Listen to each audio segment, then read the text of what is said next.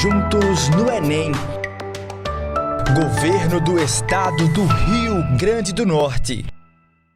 Estamos aqui em mais uma aula, na nossa terceira aula de Física, e hoje a nossa temática é calor e temperatura, aplicações em diferentes contextos. Antes da gente começar a nossa discussão, é bom a gente lembrar um pouquinho o que a gente trabalhou na nossa aula anterior, tá? Acompanhe aqui no slide. Na aula anterior, nós vimos que dois corpos estão em equilíbrio térmico quando atingem a mesma temperatura. Ao fornecermos energia a um sistema, uma parcela é convertida em trabalho e outra degradada na forma de calor. E por fim, nós vimos aqui que nenhuma máquina térmica que opera em ciclos termodinâmicos possui rendimento de 100%. Então, na nossa aula anterior, nós discutimos basicamente três tópicos, que falavam sobre a termodinâmica e giravam em torno desse tipo de conhecimento. Hoje a gente vai aprofundar um pouquinho mais sobre calor e temperatura, que tanto nós falamos na nossa aula anterior.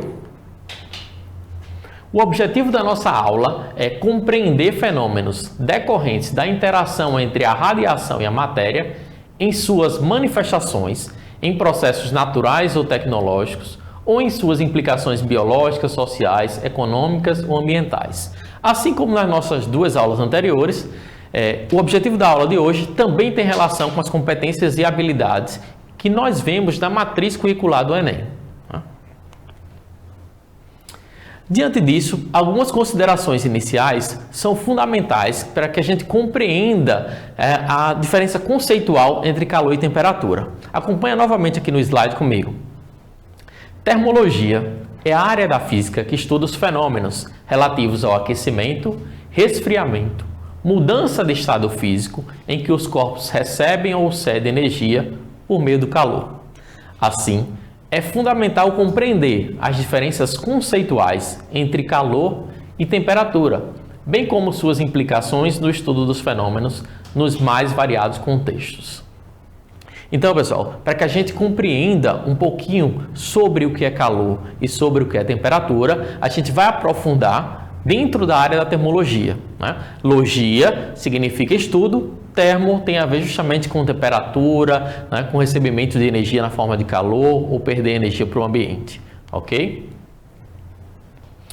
Ainda dentro das nossas considerações iniciais, é fundamental para que a gente estimule um pouquinho do nosso raciocínio, pensar sobre os fenômenos de maneira geral. Eu trouxe uma perguntinha aqui para vocês, tá? Acompanhe aqui no slide comigo. Temos como saber se uma pessoa está com febre usando apenas o tato, a mão? Esse é um ato que naturalmente a gente faz. A gente sempre se aproxima de alguém que está ali em estado febril, passando mal, incomodado. E aí eu vou ver se você está com febre. E aí eu coloco a mão sobre a testa de uma pessoa, por exemplo, para poder avaliar se ela está ou não com febre. Será que isso é um ato que permite me dizer com clareza se a pessoa está realmente ou não com febre?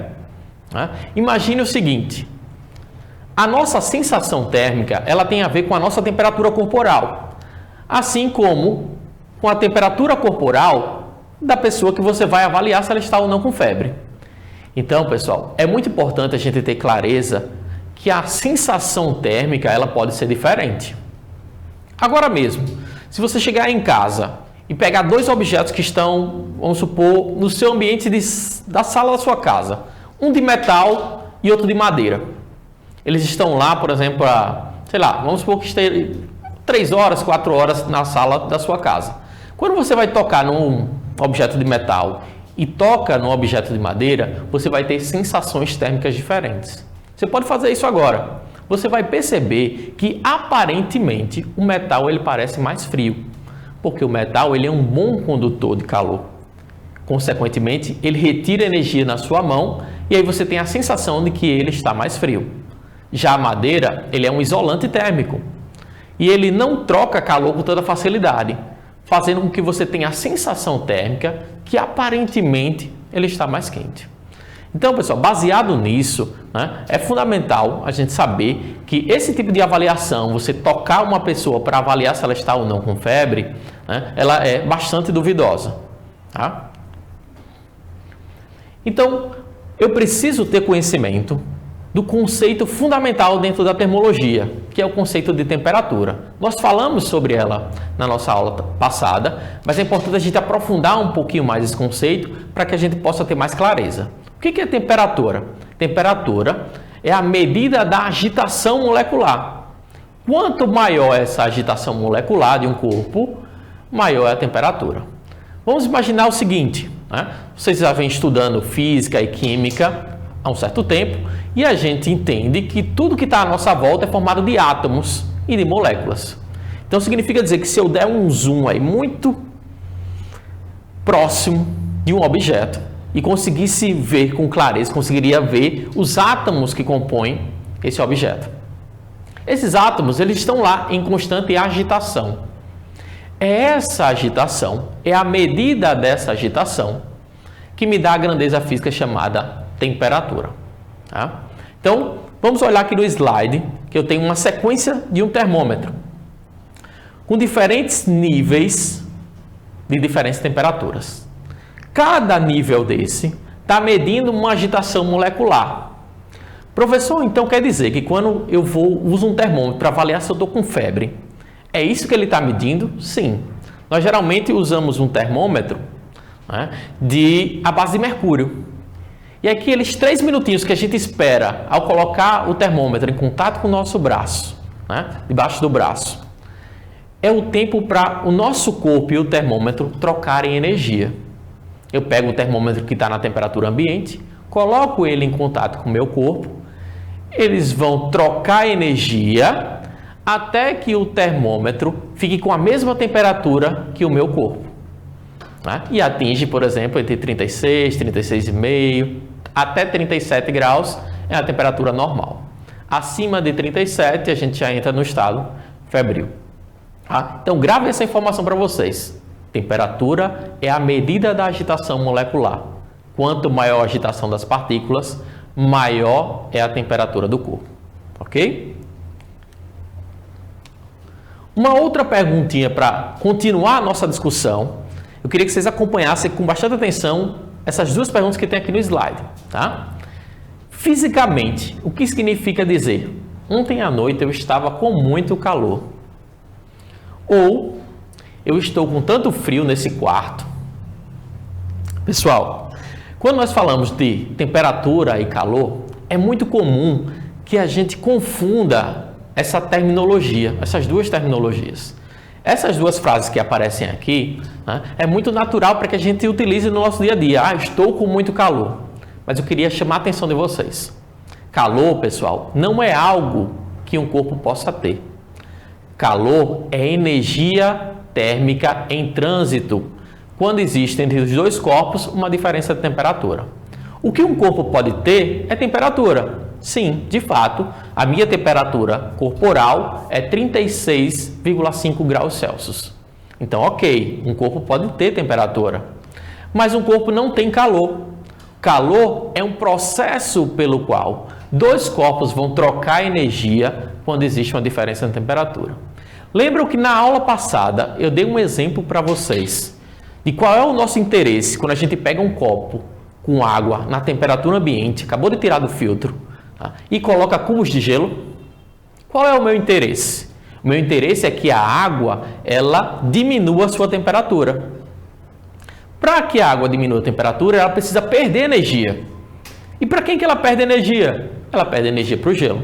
Então o gelo retira a energia da água, fazendo com que o gelo derreta e a água fica com uma temperatura mais baixa porque perdeu energia. Tá? Então muito cuidado para não confundir temperatura e calor. Temperatura é a medida da agitação e calor é energia em trânsito. Ok, pessoal? Ainda dentro de uma definição mais formal de calor, né, eu queria fechar justamente essa definição com vocês. Tá? Então, aqui no slide coloquei justamente calor como sendo um processo pelo qual dois corpos podem trocar energia quando entre eles existe uma diferença de temperatura. Tá? Beleza, professor. Tá, temperatura é a medida da agitação, mas como é que eu faço para medir a temperatura de um corpo? Ah, usando um termômetro. Ok, mas será que em todos os lugares, né, a gente mede a temperatura da mesma forma? Na física, pessoal, é muito comum a gente trabalhar com 3 escalas. A escala mais conhecida mundialmente e é que a gente usa é a escala Celsius. Uma outra escala que é usada quando a gente trabalha com o Sistema Internacional de Medidas é a escala Kelvin. E uma terceira escala, que não é tão usada, mas é muito comum aparecerem nos livros de física, é a escala Fahrenheit.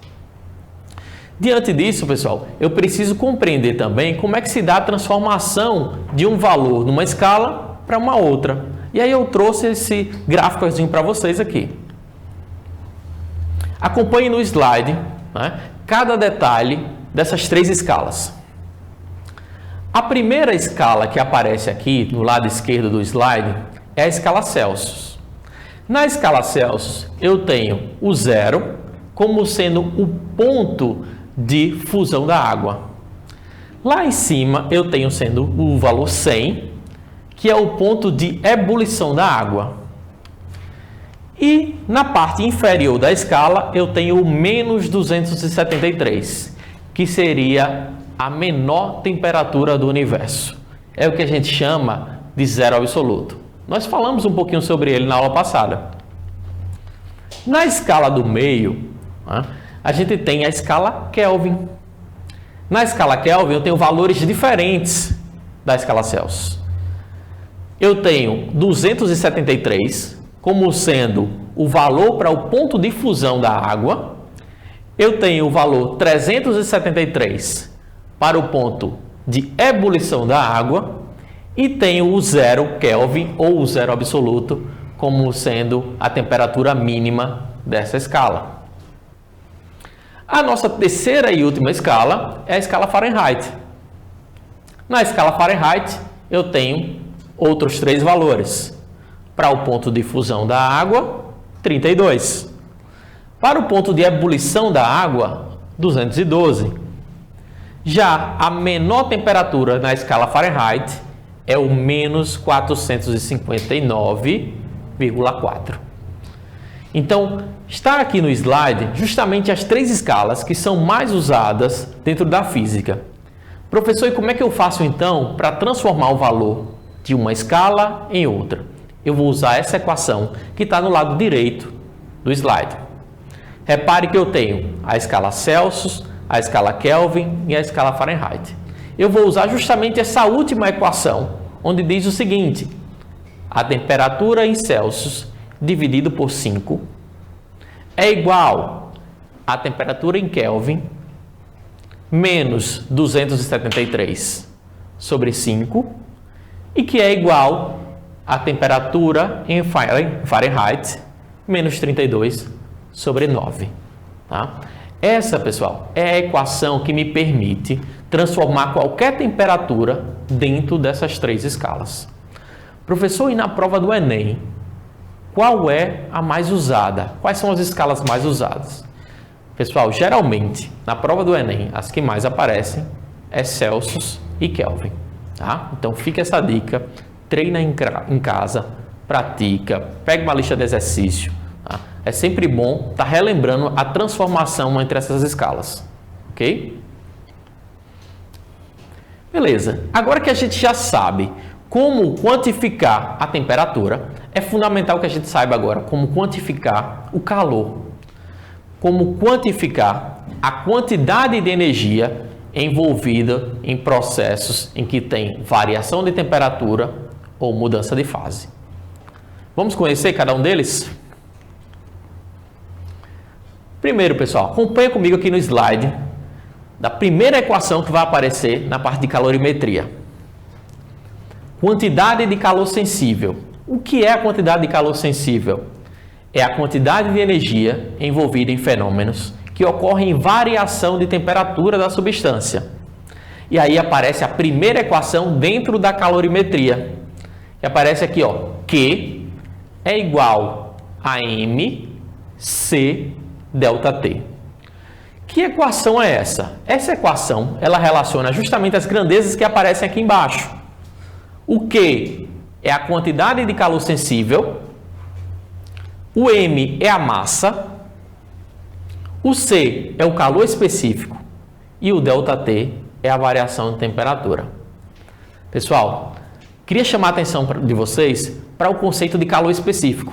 Esse C minúsculo que aparece aí, o calor específico, ele tem a ver com a quantidade de energia necessária para que 1 grama de uma substância mude sua temperatura.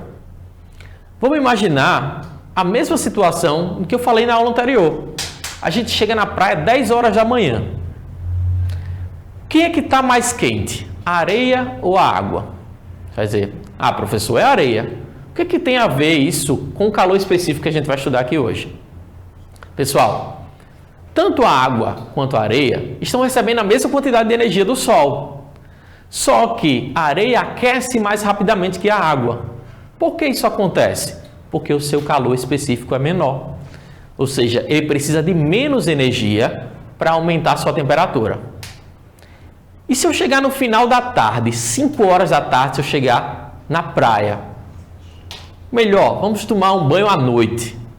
Acho que algum de vocês já teve a oportunidade de ir, né, à noite na praia. Você vai ver que a areia está bem fria. Já a água, pelo menos a nossa aqui no litoral natalense, né, ela está morninha. Por que isso acontece? Ora, assim como a areia aquece rapidamente, ela também resfria rapidamente. E a água, ela passa o dia todo para aquecer. E, obviamente, passa a noite toda também para esfriar. Isso tem a ver com calor específico, né? A água, ela funciona como um regulador térmico. Então, da mesma forma que ela precisa de muita energia para variar sua temperatura, né, positivamente ou negativamente, vai causar esse efeito, né? Quando a gente chega na praia, a gente tem essas sensações. Ok, pessoal? Então, calor específico tem a ver com cada substância. Cada substância tem um valor para o calor específico. A segunda quantidade de energia a ser calculada aqui é o calor latente. Então, acompanhe no slide o detalhe para essa equação. Quantidade de calor latente é a quantidade de energia envolvida em fenômenos que ocorrem mudança de estado físico. Só para lembrar, o que é mudança de estado físico? É a vaporização, condensação, fusão, solidificação, sublimação. Ou seja, é a passagem do sólido para o líquido, né? Do líquido para o sólido, do sólido para o gasoso, né? E assim sucessivamente. Tá? E aí eu tenho a segunda equação dentro da calorimetria, que aparece aqui no slide, Q é igual a M vezes L. Repare, pessoal, que aqui eu não tenho variação de temperatura. O professor quer dizer, então, que se eu chegar e colocar 1 litro de água numa panela, coloquei para aquecer e colocar um termômetro lá, o que vai acontecer? Primeira coisa, pessoal, o termômetro ele vai começar a aumentar a sua temperatura. Então, vamos supor que você botou água lá a 25 graus Celsius e a temperatura começou a aumentar. 30, 50, 70, 80, 90, 100. Quando ela chegou em 100, você começa a perceber que bolhas começam a sair da água e um vapor. Ou seja, ela começou agora a passar do estado líquido para o estado de vapor. Quando você olha para o termômetro, a temperatura continua em 100. Professor, mas mesmo se eu botar o fogão no máximo, no fogo alto, vai continuar em 100? Sim, vai continuar em 100. Porque agora a quantidade de energia que você está fornecendo está servindo para que a água ela passe do estado líquido para o estado de vapor. Ok? Ou seja, a quantidade de energia que eu estou falando aí agora é a quantidade de calor latente. Tudo bem, pessoal? Agora que a gente já compreendeu como é que a gente quantifica a quantidade de calor, de energia envolvida nesse processo, é importante, é fundamental agora que a gente entenda como é que se dá a propagação do calor. Nós vamos aprender agora que são 3 formas diferentes. A primeira delas, condução térmica. Vocês já repararam que quando a gente vai fazer churrasco com grandes pedaços de carne, nós utilizamos espetos de metal? Isso por quê, pessoal? Imagine, se um pedaço de carne ele é grande, quando eu coloco ele em contato com a chama, ele vai cozinhar, vai assar por fora, mas vai ter dificuldade de assar por dentro. Na hora que eu coloco um espeto de metal atravessando um pedaço de carne, eu vou permitir que o calor entre em contato com a parte interior da carne, fazendo com que ela sofra também o cozimento. Então, quando a gente fala em condução térmica, a gente entende que isso acontece em materiais sólidos, os metais são os melhores condutores de calor, né? Não acontece transporte de matéria, né? E a propagação da energia ela se dá partícula a partícula. O segundo processo de propagação de calor é a convecção térmica. Vocês já repararam que quando a gente chega numa sala, num ambiente, o ar-condicionado ele é instalado na parte superior do ambiente? Por que isso acontece? Ora, o princípio que rege, que fala sobre a instalação do ar-condicionado, de que forma ele deve ser instalado ou aonde, né, é justamente a convecção térmica. Pessoal, o ar-condicionado ele vai jogar ar frio. O ar frio, né, as moléculas estão mais juntinhas, estão mais unidas. Se elas estão mais juntinhas, estão mais unidas, significa que ela tem uma densidade maior e, consequentemente, tem um maior peso e aí ele começa a descer. Quando a gente fala do ar quente, é justamente o inverso. As moléculas estão mais agitadas, elas estão mais espaçadas, elas ficam mais leves, né? Menos densas e a tendência natural é subir. Então cria o que a gente chama de corrente de convecção. O ar frio, a tendência natural é descer e o ar quente, a tendência natural é subir. É por isso que a gente utiliza ar aquecido nos balões, né? Todos vocês já devem ter visto, pelo menos em filme, um balão para flutuar, ele precisa aquecer o ar, né? O ar aquecido ele vai ficar mais leve e a tendência natural é subir, né? E o terceiro e último processo de propagação de calor é o processo de radiação. Vocês já perceberam que todo objeto, quando exposto à luz solar, ele aquece? Né? Imagine, se eu colocar, por exemplo, um copo com água exposto à luz solar, 5 minutos depois que eu for lá verificar, eu vou ver que a temperatura da água está mais alta. Por que isso acontece? Ora, porque a luz solar ela também é energia. E que energia é essa? É energia na forma de radiação ou irradiação. Quando essa radiação ou irradiação interage com as moléculas da água, faz com que ela consiga se agitar mais. E acabamos de ver na aula de hoje que a agitação molecular é temperatura. Então, maior agitação molecular, maior temperatura. Pessoal, é fundamental que vocês tenham em mente esses 3 processos de propagação de calor. Condução térmica acontece nos sólidos. Tá? Convecção acontece nos fluidos. O que são fluidos? Líquidos e gases. E o processo de radiação térmica que acontece por meio de ondas eletromagnéticas. É dessa forma também que a luz solar chega até o nosso planeta. Entre a Terra e o Sol não existe meio de propagação. Mesmo assim, a energia liberada do Sol é capaz de chegar até o nosso planeta, né, e aquecer todo o nosso território, né, o nosso corpo e demais. Agora, pessoal, que a gente já compreendeu um pouquinho a diferença entre temperatura e calor, compreendemos os processos pelos quais o calor ele se propaga de um corpo para outro e de que forma eu consigo medir a quantidade de calor envolvida nos processos, a gente tem que exercitar, tá? Então eu escolhi algumas questões mais recentes, tanto do Enem de 2019 quanto do Enem de 2018, para que vocês possam ter uma ideia de que forma esses assuntos eles podem ser abordados na prova que vocês estão prestes a fazer. A primeira questão, queria que vocês acompanhassem aqui no slide comigo, eu retirei do Enem de 2019. Em 1962, um jingle, né, que é uma vinheta musical, criado por Heitor, fez tanto sucesso que extrapolou as fronteiras do rádio e chegou à televisão, ilustrado por um desenho animado. Nele, uma pessoa respondia ao fantasma que batia em sua porta, personificando o frio. que não o deixaria entrar, pois não abriria a porta e compraria lãs e cobertores para aquecer a sua casa. Apesar de memorável, tal comercial televisivo continha incorreções a respeito de conceitos físicos relativos à calorimetria. Pessoal, olha só, reparem que no enunciado, o jingle ele tratava o cobertor como sendo algo que impediria o frio de entrar. Vamos pensar comigo, qual a função de um cobertor? Para nós aqui, geralmente a gente usa o cobertor, a gente diz o quê? Eu quero me aquecer. Mas será mesmo que a função do cobertor é aquecer? O que acontece, por exemplo, se eu pegar uma barra de gelo e enrolar ele com o cobertor? O que acontece, por exemplo, se eu pegar uma barra de gelo e colocar ele dentro de um isopor? Com certeza vocês já viram pessoas, vendedores, usando um isopor tanto para vender coisas quentes, comidas quentes, como também comidas geladas.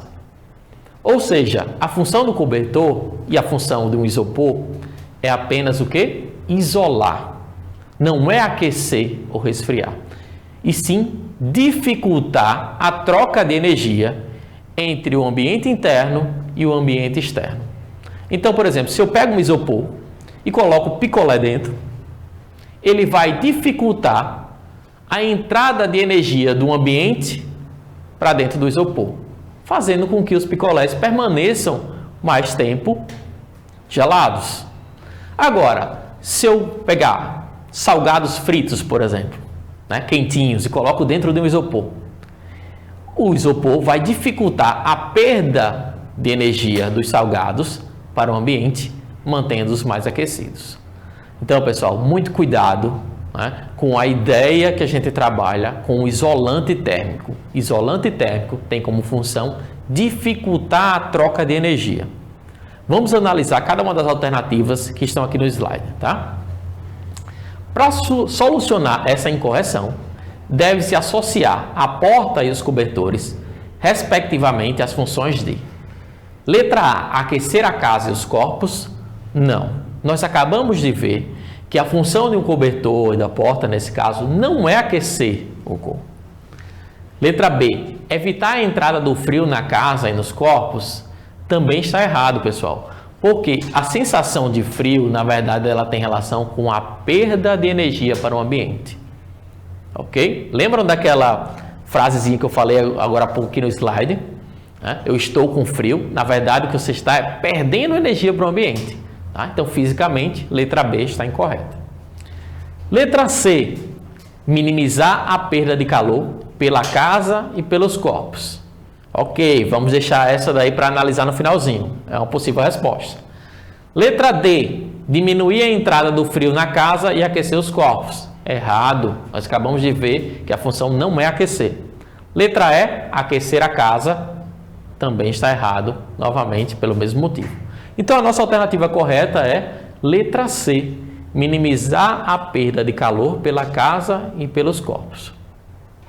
Então, pessoal, é fundamental que vocês tenham em mente qual a função de um isolante térmico.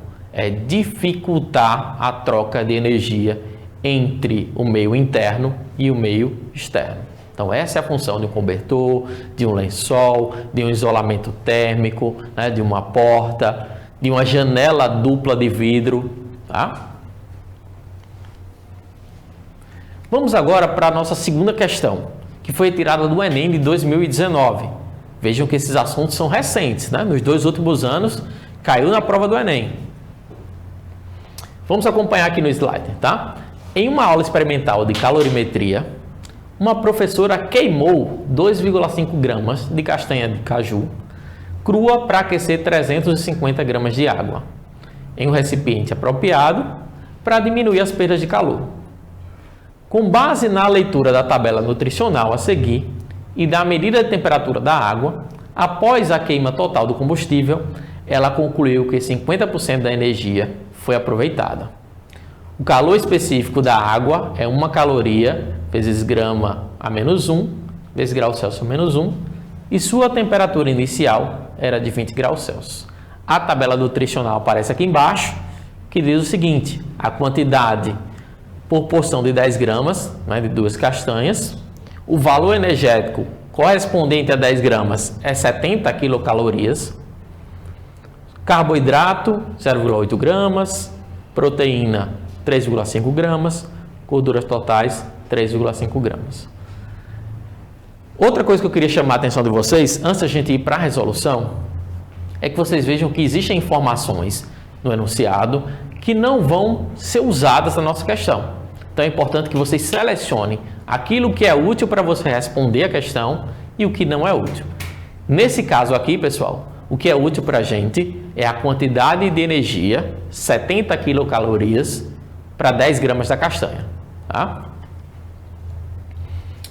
Vamos novamente aqui para o slide. Ó. Qual foi a temperatura da água em graus Celsius medida ao final do experimento? Então, eu até chamei a atenção aqui, ó, e você não esquecer que a quantidade, né, de energia, 70 quilocalorias para cada 10 gramas da substância, nesse caso é a castanha. Vamos para a resolução. Primeira coisa que a gente precisa fazer aqui é usar a nossa regrinha de 3, ok? Então acompanhe o detalhe aqui no slide que eu tenho aqui o seguinte, 10 gramas da castanha liberam 70 quilocalorias. Eu tenho 2,5 gramas, está para X.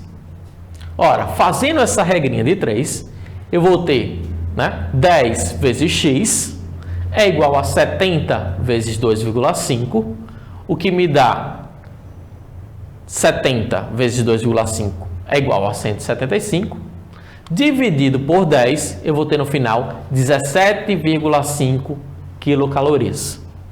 Se eu transformar quilocalorias para calorias, é só multiplicar por 1000.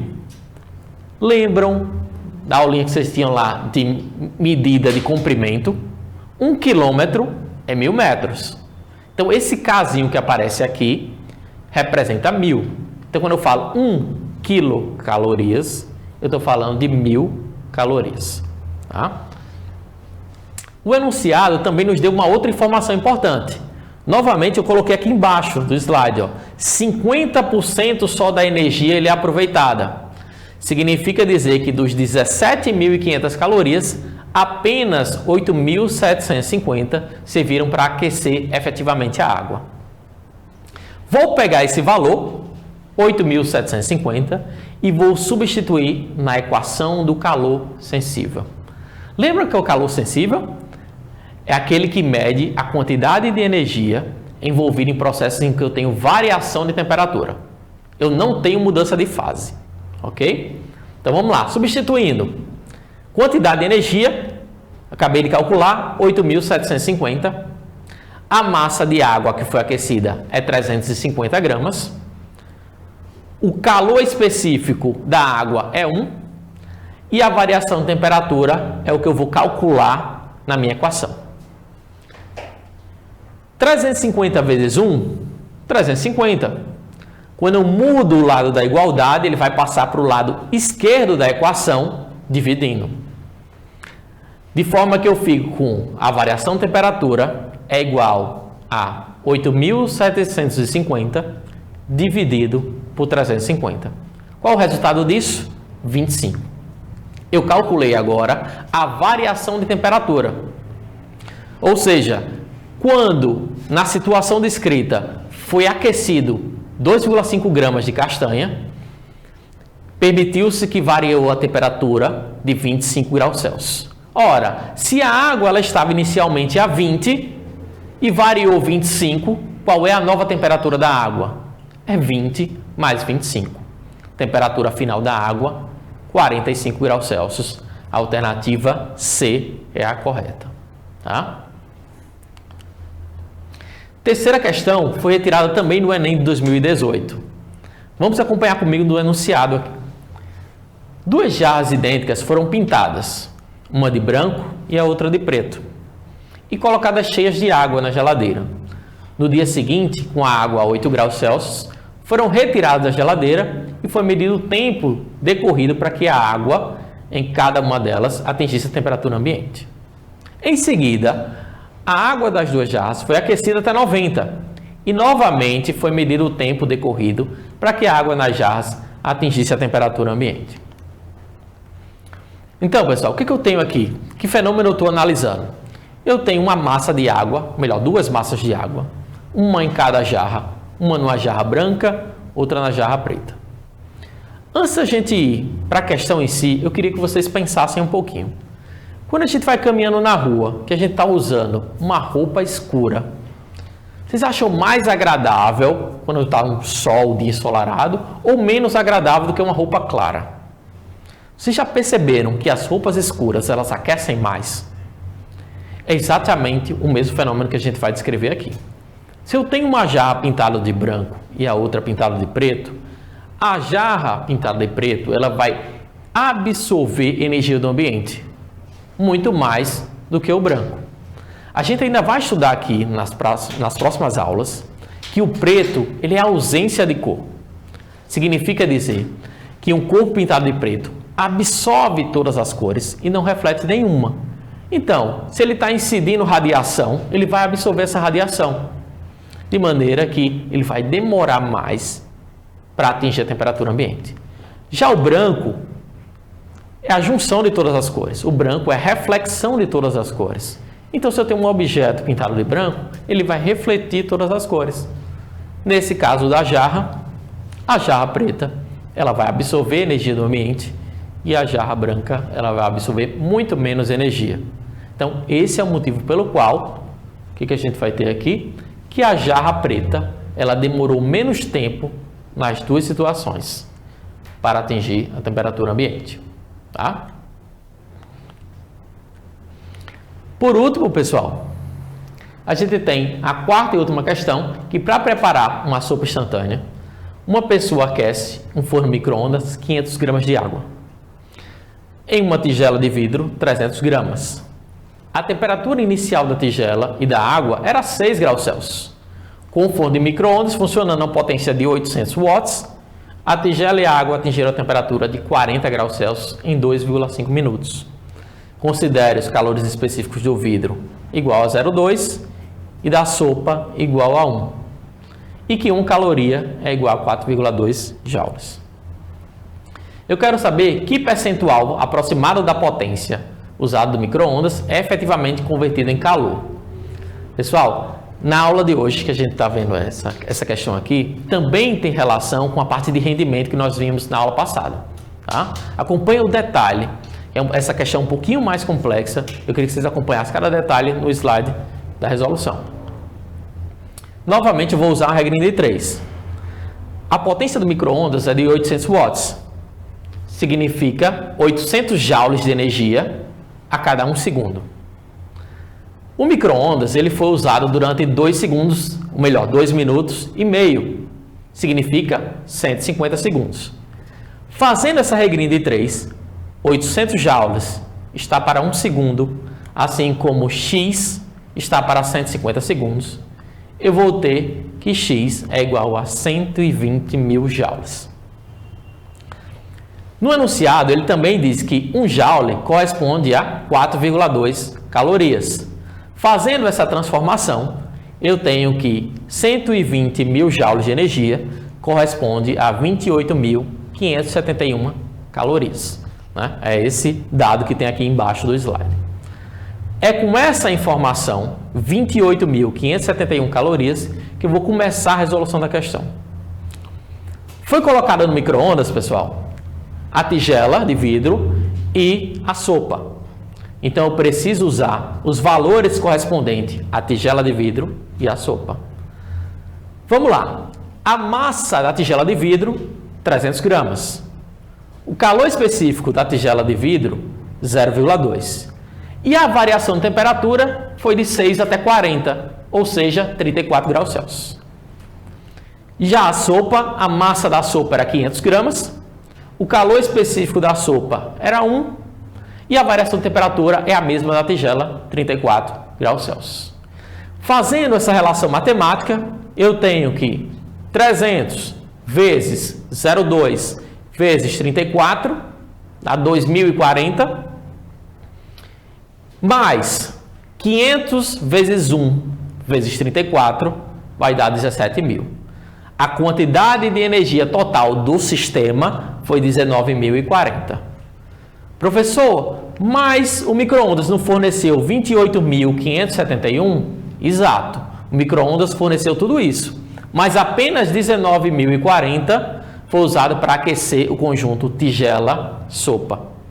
Quando eu faço a relação, a divisão aí de 19.040 por 28.751, isso dá aproximadamente 0,667, que em função da porcentagem vai dar 66,7%. Letra D é a alternativa correta. Ok? Então, na aula de hoje, nós vimos a temperatura como sendo a medida da agitação molecular. Vimos que calor é uma energia térmica em trânsito. Entendemos também que o calor sensível é a quantidade de energia envolvida nos fenômenos que ocorrem em variação de temperatura, seja positiva ou seja negativa.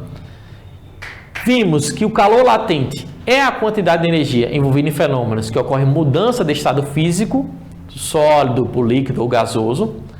E que vimos também que existem 3 processos de transmissão de calor, que são eles: a condução, a convecção e radiação. Mais uma vez, eu espero que vocês tenham gostado da nossa aula de hoje, né? E que permaneçam firmes, porque vem muito mais por aí, todos nós juntos no Enem. Juntos no Enem. Governo do Estado do Rio Grande do Norte.